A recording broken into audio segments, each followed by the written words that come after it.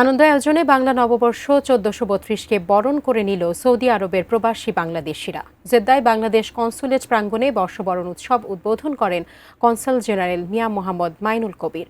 Jeddah থেকে আনোয়ার হোসেন রাজুর পাঠানো তথ্য ছবি নিয়ে ডেস্ক রিপোর্ট।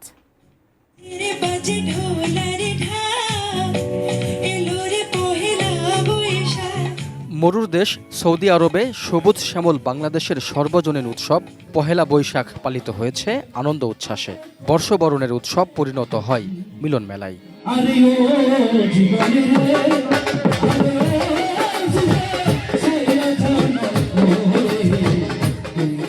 জেদ্দায় বাংলাদেশ কনস্যুলেট প্রাঙ্গণে ছিল বৈশাখী মেলা।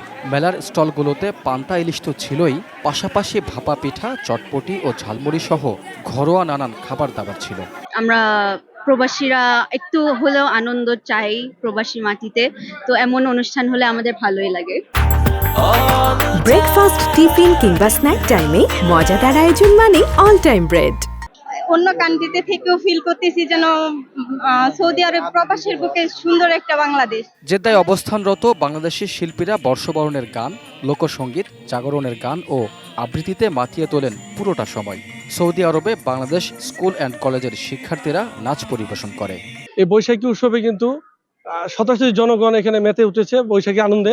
এই ধরনের আয়োজন যাতে অব্যাহত থাকে আমি এই আহ্বান জানাবো। কনসাল জেনারেল মিয়া মোহাম্মদ মাইনুল কবির বলেন, বিদেশে বেড়ে ওঠা নতুন প্রজন্মকে শিকড়ের সঙ্গে পরিচয় করিয়ে দিতেই এই আয়োজন। নিজস্ব সংস্কৃতির ঐতিহ্যকে, গানকে তারা ভুলে যায়নি, তারা এটা ভালোভাবে ধারণ করে আছে।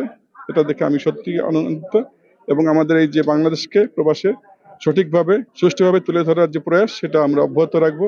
স্বদেশ থেকে হাজার মাইল দূরে থেকেও নিজ সংস্কৃতিকে অনুভবের সুযোগ পেয়ে আপ্লুত ছিলেন প্রবাসী বাংলাদেশিরা।